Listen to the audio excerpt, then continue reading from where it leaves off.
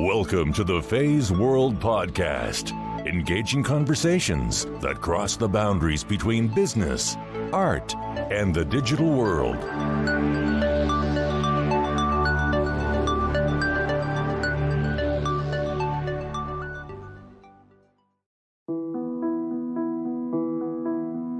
When I realized that life is so short, we never know what's going to happen to us. We can be gone in an instant. At least I want to be able to look back and say, I lived an amazing life, lived a life where I can be happy.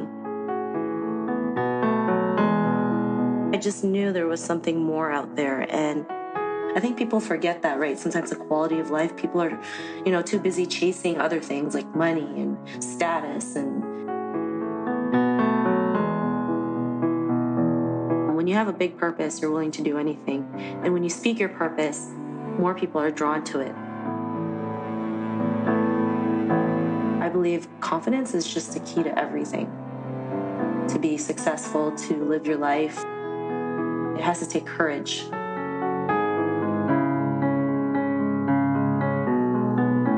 We live in the world where we feel like there's only one way of doing things, not realizing that there's so many more ways out there.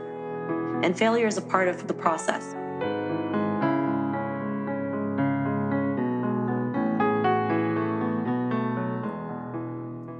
Hi everyone, this is Fei Wu, your host for the Feisworld podcast. Welcome to another regular episode with Sheena Yap Chan. Sheena is the founder and host for the podcast named the Tao of Self Confidence, which is a 15 to 30 minute show packed with ways to help you build your self-confidence in all areas of your life.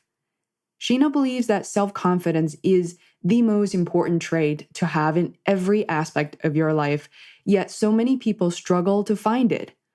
After launching her own podcast project just about a year ago, first episode released on August 28th, 2015, Sheena welcomed a community of men and women who tune in on a regular basis.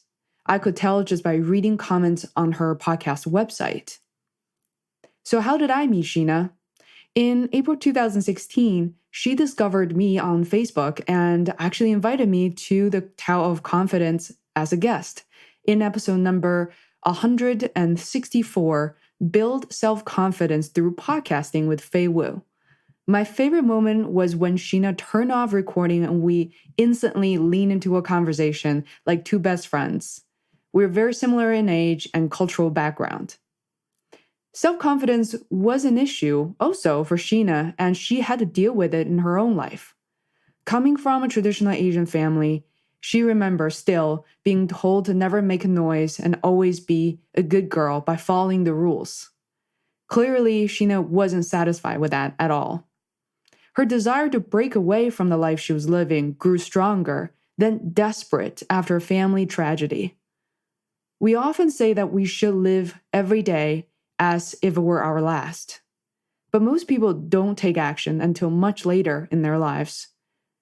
If you're listening to this episode, I hope you take 10 minutes and write down what you would like to learn and do. Don't doubt yourself. Just get them out of your system. Then one at a time, or you can drop them all in a box and randomly pick out one over the weekend and just start exploring the possibilities. Give yourself a chance to dip your toes without going into the deep end. What that means is find a few friends, find a support network, and start seeing what you can make of it. Trying out new things and allowing yourself to fail is the main message we hope to get across this episode.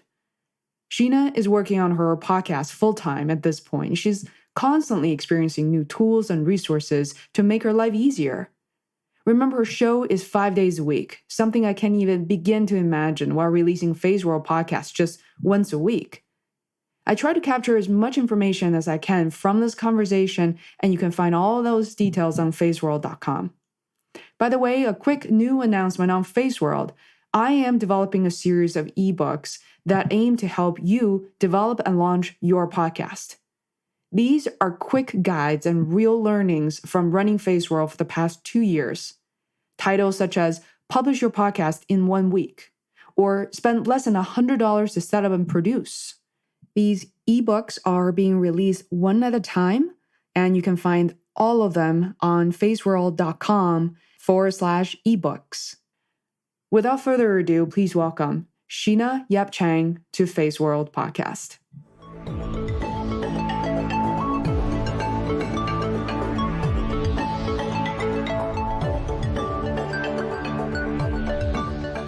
Sheena Yap Chan, thank you so much for joining me on Feisworld podcast. How are you doing?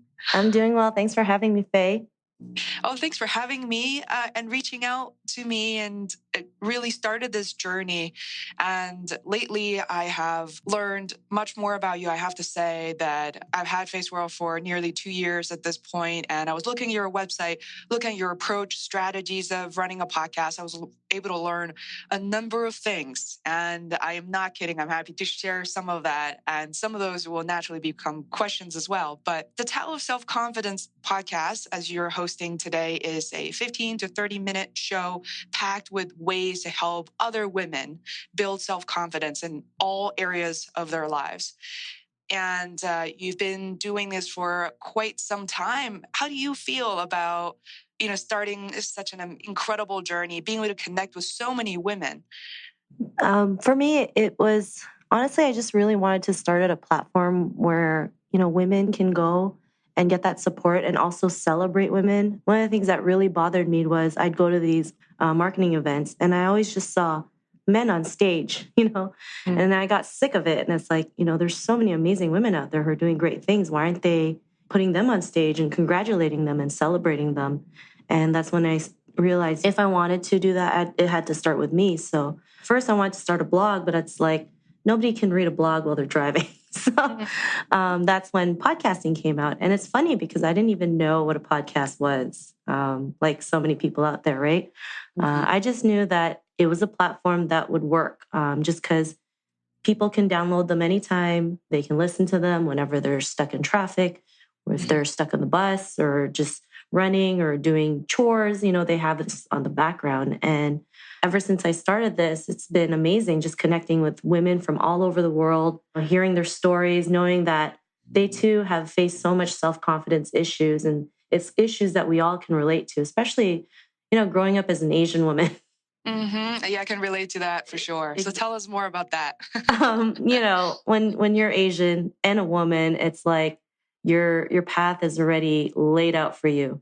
You grow up, you go to school, you take a course in college that is whether a doctor, a lawyer, or something, with a profession that's stressful. You get a job, have the white picket fences, get married, and never rock the boat.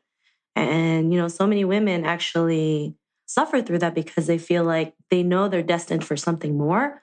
But if they go outside that path, it's like they're deemed as crazy or the bad daughter, the disobedient daughter, not realizing that, that's just someone's thought process. It's not how you're supposed to live. I mean, you live how you want to. And, as I interview more and more women out there who do, some things that I never thought were possible, gives me hope, gives more people out there hope that literally anything is possible. Like literally, if you just go out there and get it done. And it's not like it's easy, there's an easy flow to it, but there's going to be challenges along the way.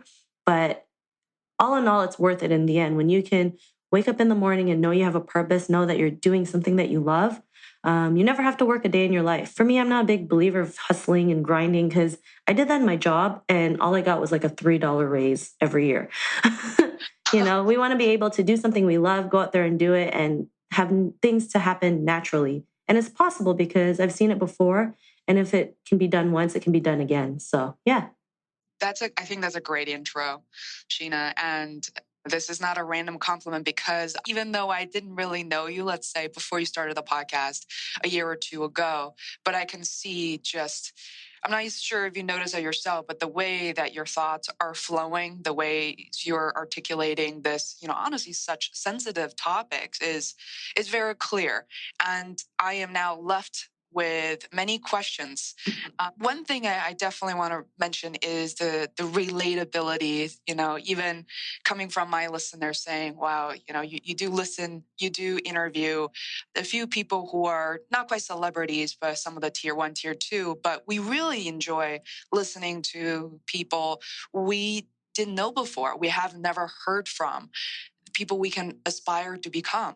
So I definitely see a lot of those women with a very wide range of variety in career, ethnicity, experience on your podcast. And one thing you brought up is the job that you had. And last time we connected, we briefly touched upon that transition. And I want to hear a little bit more about that today in terms of the job that you had before and sort of that tipping point in transitioning to running your podcast or building this business on your own. Well, to be honest, I really liked what I did as a job. I really liked interacting with the clients that I had. They really appreciated what I did. You know, I don't know if you've ever seen it, but if you were ever stuck in a cubicle and you just kind of like think to yourself, like, is there more to life than just doing this? Like, I couldn't see myself stuck in a cubicle for the next 20 to 30, 40 years. Even though I loved what I did, I just knew there was something more out there. And part of me was like, well, you know, I have this job. It's comfortable. It's easy. I don't have to like do anything. And I stayed there for 12 years because it was like, it was comfortable. Like I didn't have to like go out of my comfort zone. You know, I was so familiar to me. It's like day in, day out, clock in, clock out. And the turning point for me was when my aunt passed away 5 years ago. We got a call one day saying that she passed away. She actually died of a freak accident. You know, she went hiking and pretty much, you know, slipped and fell into like 30 feet of rocks. And, you know, sometimes when I talk about it, I still don't believe it. These are things that happen in movies, not in real life. And it took me a while to realize like she's not here anymore. But the impact she's left, you know, made me realize like life is too short. Even though she was in her late 50s, she was doing everything. You know, she was rock climbing, scuba diving, you know, zip lining. And so many people out there told her to like, stop, you know, stop doing that. You're too old. You can't do this. And she never listened to anybody. She's just like, you know what? It's my life. I'm going to go out there and do what I want. And when I realized that life is so short, we never know what's going to happen to us. We can be gone in an instant. At least I want to be able to look back and say, you know, I lived an amazing life, lived a life where I can be happy, not having approval from others, just from me saying, you know, I was able to go to Hawaii, or I was able to meet so many new people, or, you know, just those moments in life where you can look back and just have a smile on your face knowing that you lived. Thanks for sharing that story, Sheena. I know it can be challenging to bring up. And I remember you mentioned that. And I think the tipping point is to realize that the life that we know could vanish. And if that does happen, what do we want to leave with the world? What is, in this case, you know, it's our voices, it's our impact, our messages. And also in your case, which I've witnessed on your website, that just a level of engagement from women you didn't know, I didn't know before, are all commenting on each other. And I wasn't one of those one or two words, oh, thank you, it was great, liked it. People are sharing and they're leaving very long, extensive comments and pointing out, I like the fact that, you know, your podcast, it's relatively short and people are listening to it throughout and able to take out quotes and be able to elaborate on that. And I thought that was beautiful. So I want to dive in a little bit into your upbringing as well. Sheena, or do you want to tell us a little bit more about where you grew up? I don't believe you grew up in Asia, but you grew up in North America. And what was that like? What was the family dynamic like? Well, actually, I did grow up a little bit in Asia. I was born in the Philippines. My parents decided to move to Canada when I was 7. It's funny, when I was 13, we went back to the Philippines for like 3 years. Oh, no way. And then came back again. So it was insane. Why was it insane? Just moving back and forth. You know, you were settled at one spot and you're just like, you got to pick up and move again. You know, as a child, you're like, you want to be with your friends. You want to not leave the life that you just kind of settled into. And, you know, I had a lot of fights with my parents. It's like, why'd you move here? You ruined my life. I hate you, and things like that. You know, when you're a kid, it's like, you just want to be with your friends. You just want to live life. And it's like that life was taken away as you're moving back and forth. And then you're put back into this new environment. You have no friends. You have no one to talk to. And you're like, oh my God, what am I going to do? But as time went by, you know, we settled in and we've been great. Growing up here, you know, it's different when you're like Asian and, you know, you go to the school and there's like other ethnicities. That was foreign to me when I first got here when I was 7. And I was like, a part of me didn't even think I was Asian. You know, it's like my voice didn't sound Asian. I had friends who were non-Asian. And then Sometimes when you walk by the mirror, you forget, you're like, oh my God, I'm Chinese. Things like that. And then trying to live in a Western culture and still having like, your Chinese culture. It's like, you can't do this, you can't do that, all these rules. And it's kind of like if you ever saw Fresh Off the Boat. Oh, I love that show. Yeah. It's so funny. I love that show because it's kind of like, how I grew up, me and my family. It's just like, you want something, but your parents are so cheap. They never want to spend anything. Like, I remember my dad would always clip out Burger King 99-cent Whopper coupons. And that's all we would eat at Burger King. It's like, I'd ask my dad for a chicken sandwich. He'd be like, no, you're getting a 99-cent Whopper. And I'll never eat a Whopper ever again because of him. It's just like, I never want to eat a Whopper. So, and I understood why they did that, right? They started from scratch. They wanted to save as much money as they can. Back then, when you're a kid, you're like, you want the best things in life, but you have to settle for the 99-cent Whopper. and then going to the Philippines, just living there is a totally different culture shock. I grew up a little bit more well-off than most people in the Philippines. And, everyone's like, wearing the latest brands, making sure, comparing each other, like who had the best things. And the compare game is like huge there, right? It's like, oh, it's everywhere. It's a little bit of I want to say everywhere in Asia. Yeah. And yeah, this is really interesting because you did, you were living and continue through your childhood, your teenage years in Canada, and then you have to bounce back and shift back. And 3 years, by the way, is a good amount of time. And did you find yourself when you had to move back to the Philippines to kind of bounce back to the older lifestyle, were part of you saying, oh, I know there's a timeline to this and I have to go back. I will eventually go back to Toronto. So let's ignore all that. How did you feel? To be honest, when we moved back again to the Philippines, we didn't really know if we were moving back or not. Part of the reason why we went back, because my grandfather was really sick, as a family. And my dad, he just decided to move there so he could spend as much time with my grandfather as possible, because never knew what was going to happen.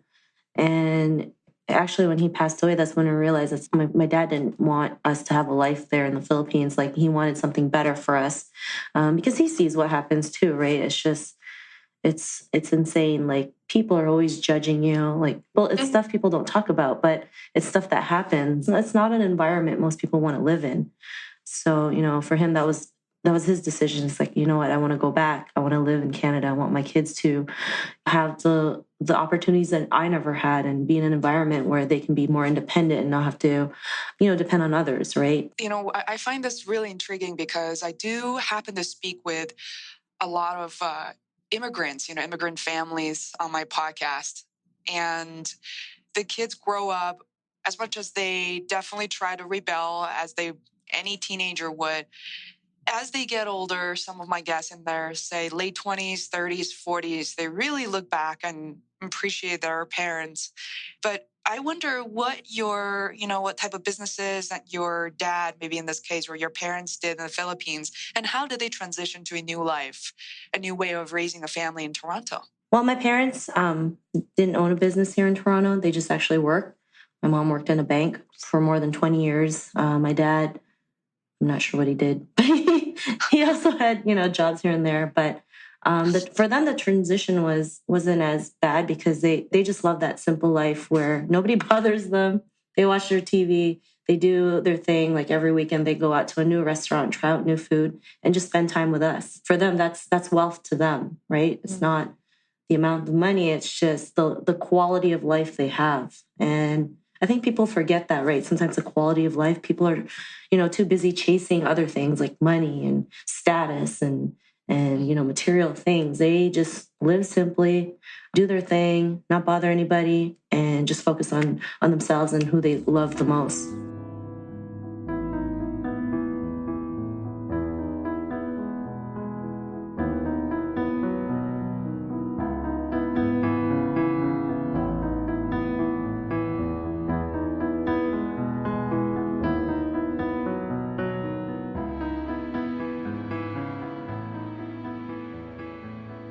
Before we transition out of the upbringing and childhood piece, one of my favorite questions to pitch to all my guests is, could you look back to a period of your life at around when you were 10 years old And during this time, you were actually living in Toronto. And it's interesting, that's right in between of coming here at the age 7 and moving back at the age of 13. So you were here almost just like any, Western kids. I wonder, what were some of your superpowers, your big dreams and wishes at the time? So funny. I don't even know if I can remember anything. I think when I was 10, I wanted to be a singer.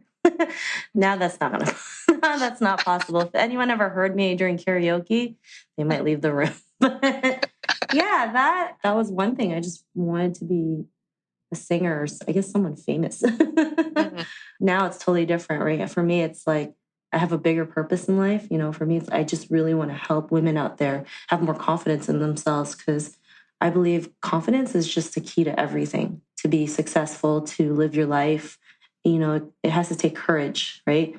And even when I was 10 years old, I wasn't as confident. I was actually teased in school, and being the Asian kid, like, it wasn't fun. But, we go through life experiences for a reason, right? They either make us or break us. So, I'm grateful for all the experiences I've had in my life. Were you bullied by chance at all, verbally? I was, teased a lot in school. It's called different names and stuff, but wasn't physical. It wasn't physical, and I don't know if it's like to the extent where I would like cry in bed all the time. It wasn't fun, obviously, but it wasn't. But you ignored it.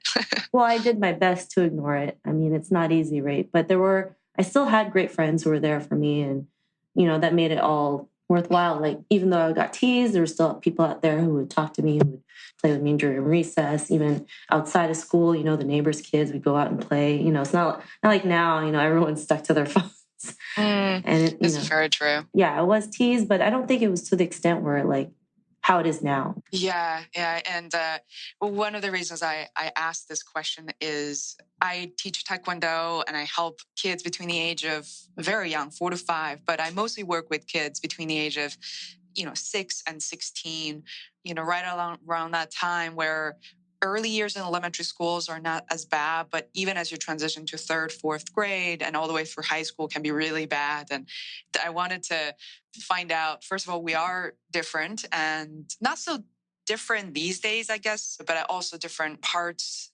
of the US, possibly in Canada. I'm sure the friction could just be a little more pronounced. So hopefully we can find a solution to that and offer some advice to those. But I think what I noticed with you, there is a transition between I want to be a famous singer, having my voice heard is related to the stories that you shared about your upbringing. And now, more recently, I asked Sheena if you produce your own podcast, and you mentioned that you do that because it's very therapeutic. So tell me a little more about this experience, kind of behind the scenes at the Tao of Self Confidence. Well, I do a lot of planning. Google Calendar is my best friend. I love to plan things ahead of time. Since I do 5 days a week, it's all a lot of planning, just getting things ahead of time, especially now. In a couple of days, I'm actually heading to the Philippines. So it's like, I know what I have to do. And for me, it's like, I love it.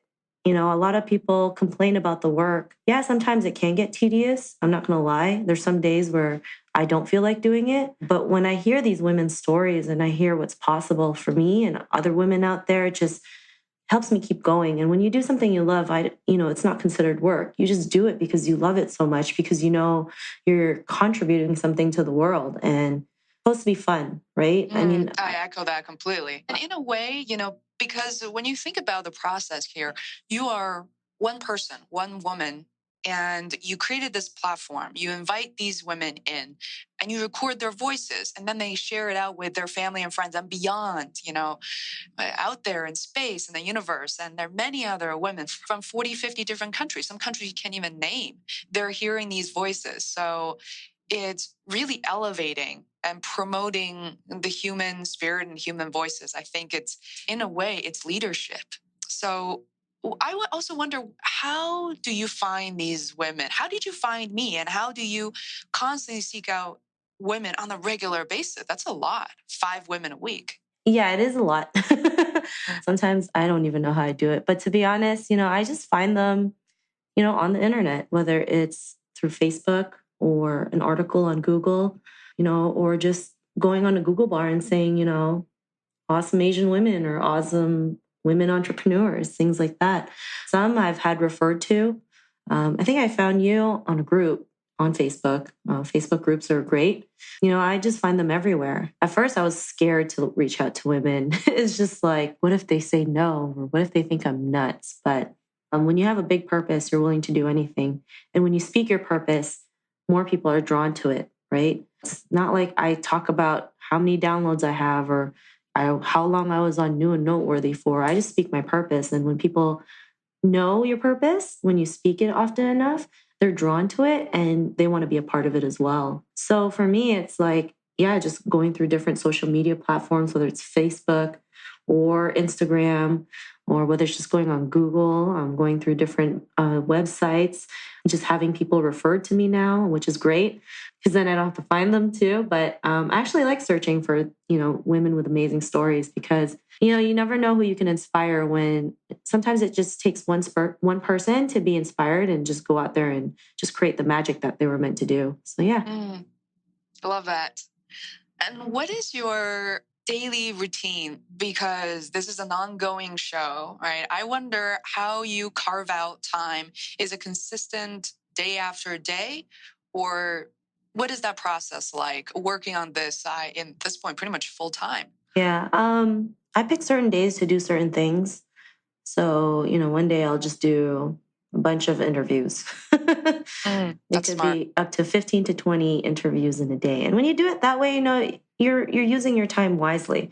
Especially if you're doing a show a week or 3 shows a week, if you do like 15 to 20 interviews in one day, that's pretty much a month's worth of content or more. And that helps me out a lot because then I'm not all over the place. Because before I was all over the place and I was like, how am I going to make this easier? I do invest in tools that kind of automate, sharing out content to social media or posting, Facebook posts on my page. I have tools that will help me do that. Could you share some of those tools? Sure. One tool I just recently got is like, you can find content that's viral. You can schedule posts on your Facebook pages and Facebook groups because it can be tedious when you do it manually. I remember doing it before and it was like, I never want to do this again. I kind of stopped it. Oh, that was so hard. What's the name of the tool that schedule? I can actually send a list of tools that might help your listeners or help you out. Yeah, I would love that. I know you do have a resources page, but I think that focuses more on, the women, the books that, inspire you. Yeah. But I can have a separate list of tools for everyone, maybe like a checklist of things that will help them out. Oh, absolutely. And on that note, I noticed that, as you know, Facebook has been more and more challenging to work with today than ever. It's a pay-to-play model. So unfortunately, focus on, large marketing budget rather than some of the quality, more authentic messages and content. But I noticed with your Facebook page, you have a few thousand very engaging fans up there. How do you do that?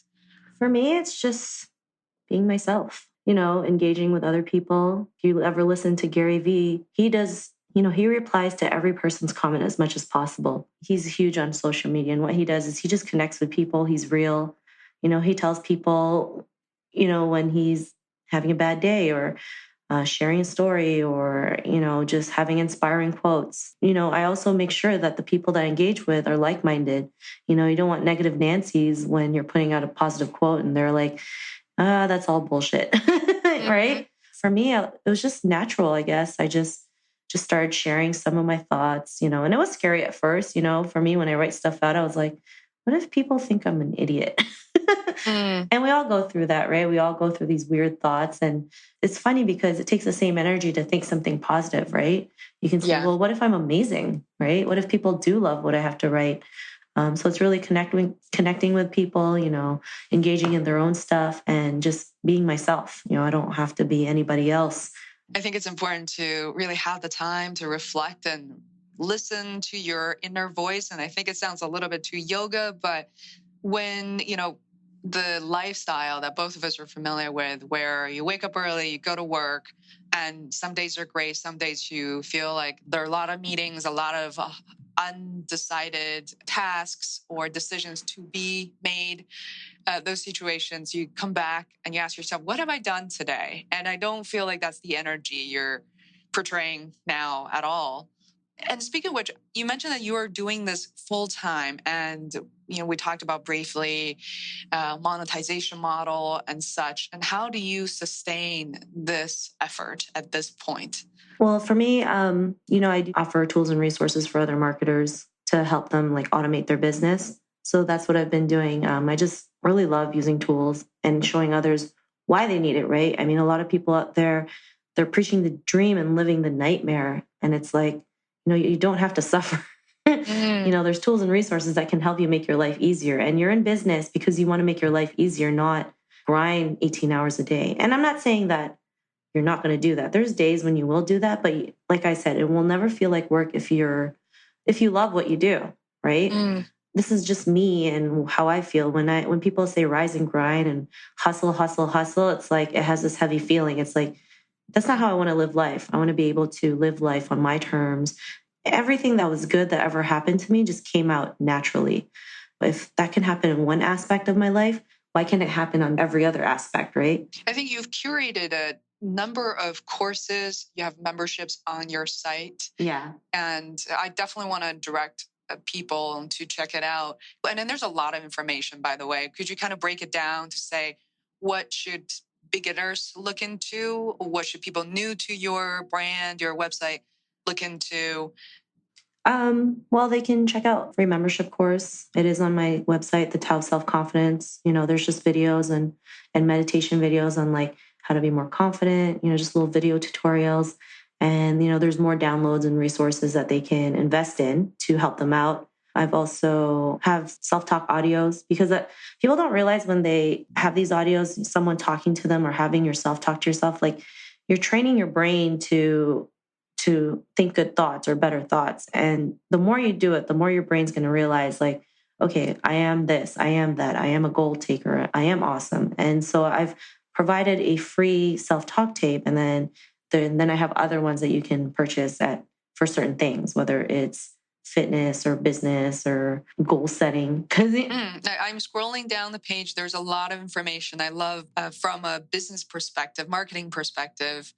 At the top, you have these videos, some of them from YouTube, and they definitely resonate with me. Names and brands I'm familiar with.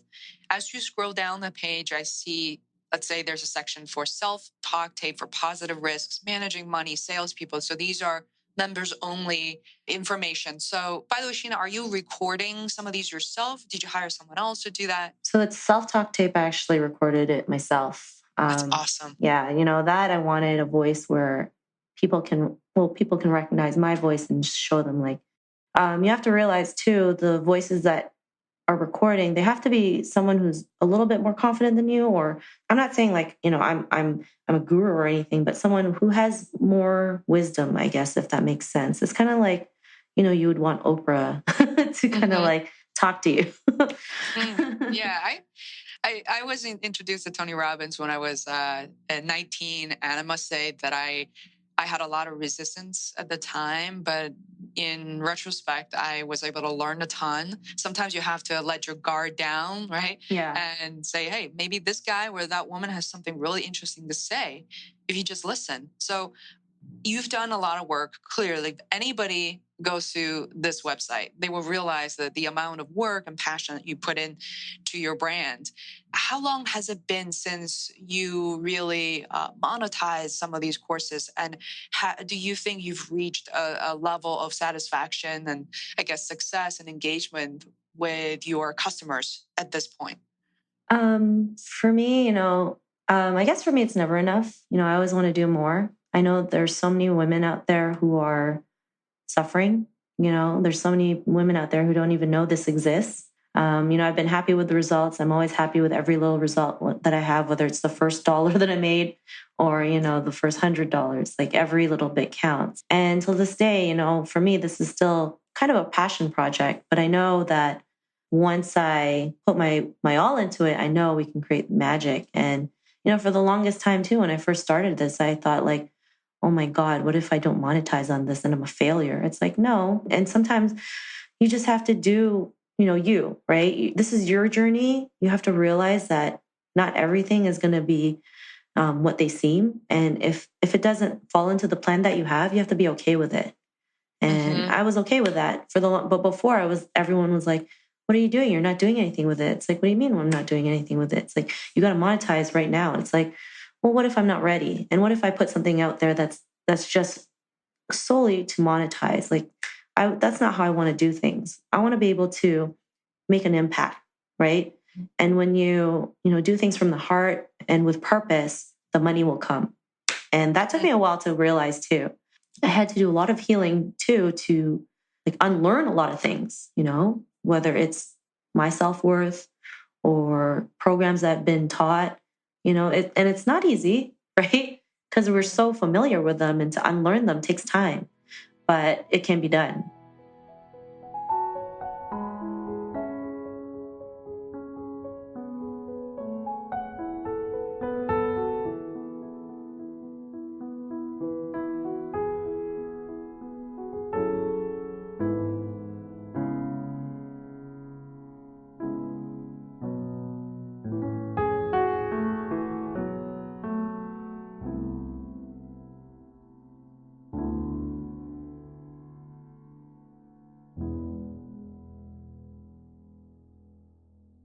When you mention healing, are you referring to self-healing, tools related to meditation?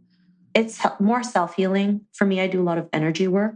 For me, my form of meditation really is running. It's not sitting down, but running and just being out in nature really is what helps me kind of clear my thoughts out, think through things. And we live in the world where we feel like there's only one way of doing things, not realizing there's so many more ways out there.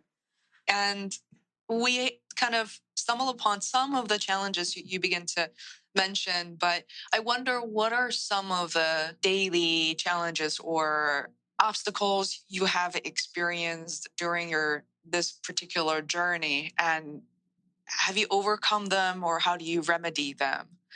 Oh my God. So when I first started, I actually delayed starting this podcast like 2-3 months because I was just so afraid of what people would think.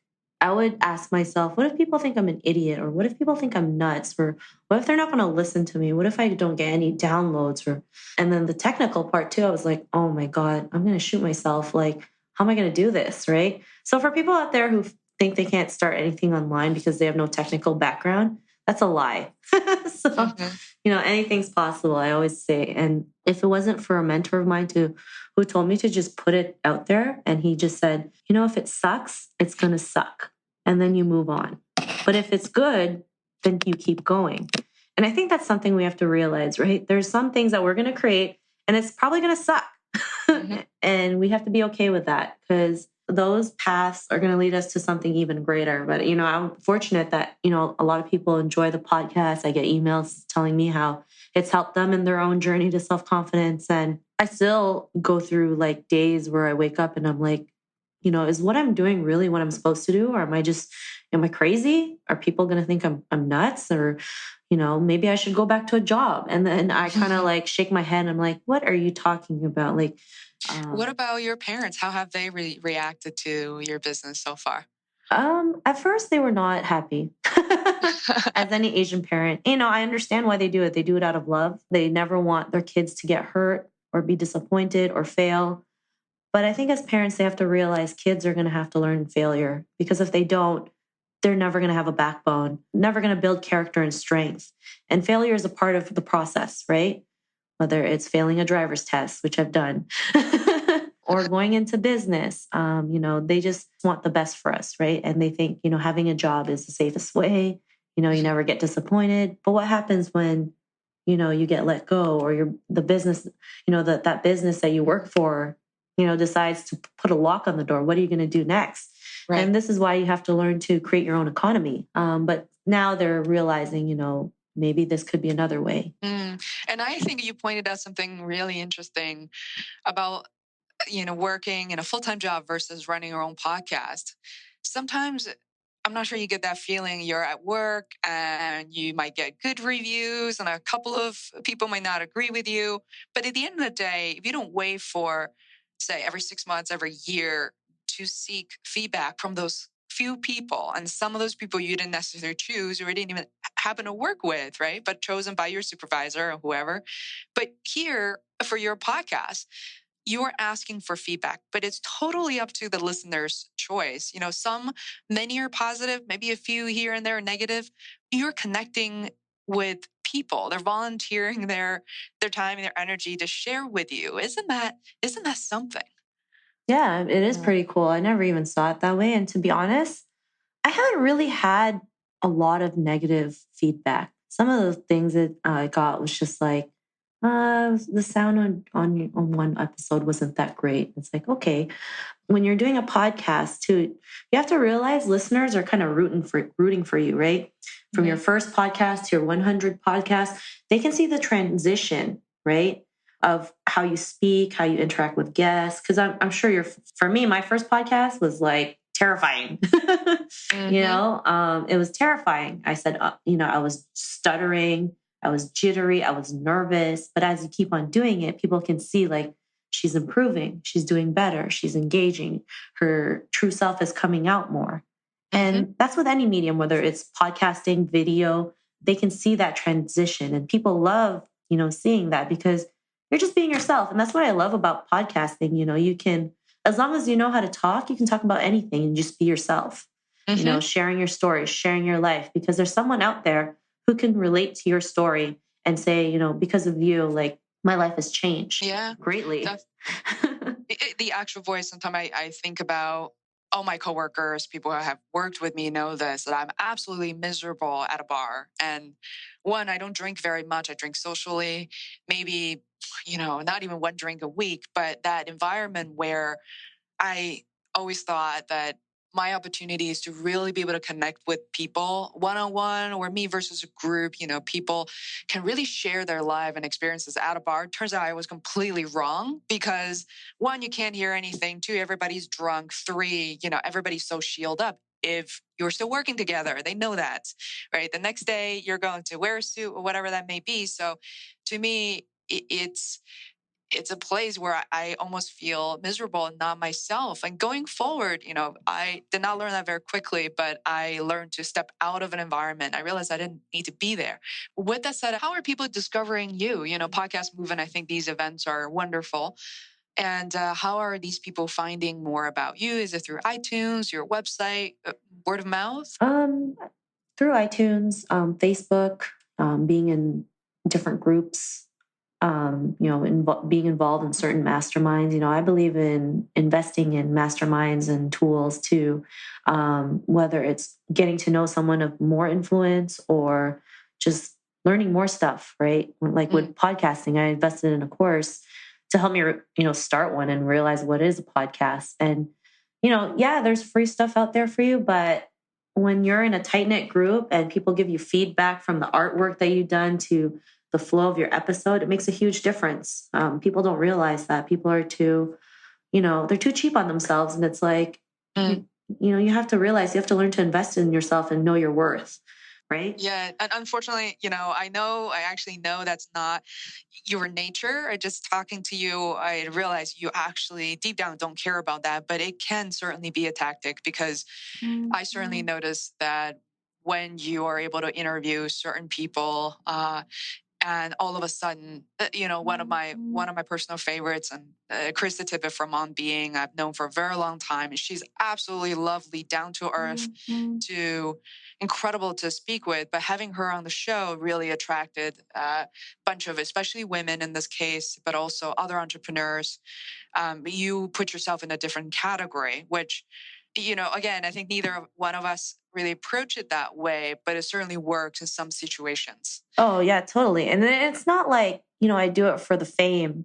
You have to realize, especially when you start a podcast and you have no influence and no audience, it's a great way to build up and use other people's audience, spread that message a lot faster, right? Absolutely. When someone has 200,000 followers on Twitter and they tweet your name, I mean, just imagine how awesome that is. And Yep. Absolutely. It's a vehicle. So you had mentioned masterminds, but you said you invested in a few things. I'm not sure if they overlap. What are some of the courses and events you invest in? Well, so I invested in the podcast movement just because I've never attended a podcast event. I was just curious as to what they do. And one of the people who co-founded it, I've been like in contact with him and stuff, and he was telling me how awesome it is, and it's great for me to go out there. So it was fun. I really loved it. The energy was great, and you can just see so many people out there who have a purpose in life, like a real purpose to just go out there and do amazing things and just be themselves in the process. Another one was, a podcast course that I got from John Lee Dumas, who's the host of Entrepreneur on Fire, and that alone is worth every penny. Interesting. Yeah, Pat Flynn is amazing. Is a really good guy. Yeah, they're humble. Yeah, very humble. I met him at Podcast Movements. Nicest guy you'll ever meet. I know. Yeah, absolutely. This has been a lovely conversation, Sheena. I'm so glad you're very transparent and you're so comfortable talking about your upbringing, your story, how you have, you've really brought on your own brand without much help, third party. But the teachers and the courses you feel thankful for. I'll make sure to absolutely link to them as well. If people want to contact you or kind of stay in touch, learn more about you, what are some of the better ways to do that? I'm big on Facebook. So honestly, if you search for Sheena Yap Chan, I'm like the only Sheena Yap Chan on the internet. Good for you. They can also go to my website, the Tao of Self Confidence.com, where they can listen to past episodes, check out, resources that will help them in self-confidence, some in business, get some products if they wanted. Check out the free membership site that I have some free gifts. I do have some free books and, like I said, the self-talk audio to help them out. So yeah, they can also check that out. And every other social media platform that I have there is, you can just click the like button or the follow button. And yeah. Awesome. Thank you so much, Sheena. And I'm so glad you joined me. Thank you for having me, Faye. This was amazing. To listen to more episodes of the Feisworld podcast, please subscribe on iTunes or visit feisworld.com. That is FEISWORLD, where you can find show notes, links, other tools, and resources. You can also follow me on Twitter at Feisworld. Until next time, thanks for listening.